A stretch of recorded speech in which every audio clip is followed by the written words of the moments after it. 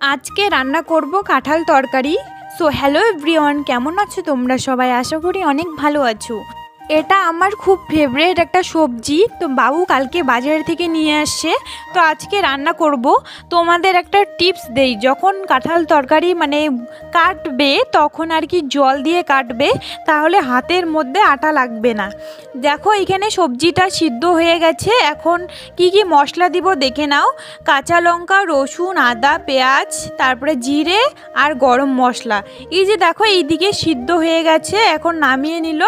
তেলটাও আমাদের গরম হয়ে গেছে, এখন পেঁয়াজ দিল, তারপর রসুন বাটা দিবে।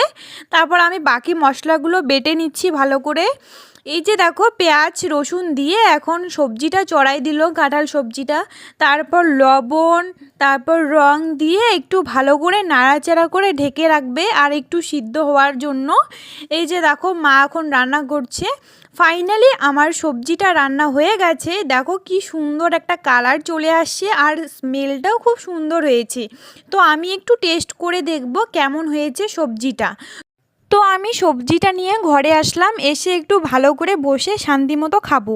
অনেকটা টেস্টি হয়েছে, খেতেও অনেকটা সুন্দর লাগছিল। তো ভিডিওটা কেমন লাগছে অবশ্যই জানাবে। আজকে রান্না করব কাঁঠাল তরকারি। সো হ্যালো এভরিওয়ান, কেমন আছো তোমরা সবাই? আশা করি অনেক ভালো আছো।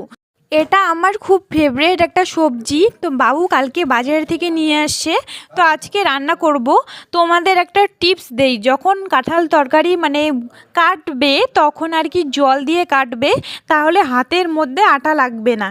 দেখো এখানে সবজিটা সিদ্ধ হয়ে গেছে। এখন কি কি মশলা দিব দেখে নাও।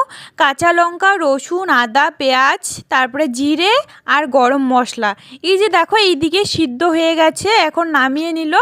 তেলটাও আমাদের গরম হয়ে গেছে, এখন পেঁয়াজ দিল, তারপর রসুন বাটা দিবে। তারপর আমি বাকি মশলাগুলো বেটে নিচ্ছি ভালো করে। এই যে দেখো পেঁয়াজ রসুন দিয়ে এখন সবজিটা চড়াই দিল, কাঁঠাল সবজিটা। তারপর লবণ, তারপর রং দিয়ে একটু ভালো করে নাড়াচাড়া করে ঢেকে রাখবে আর একটু সিদ্ধ হওয়ার জন্য।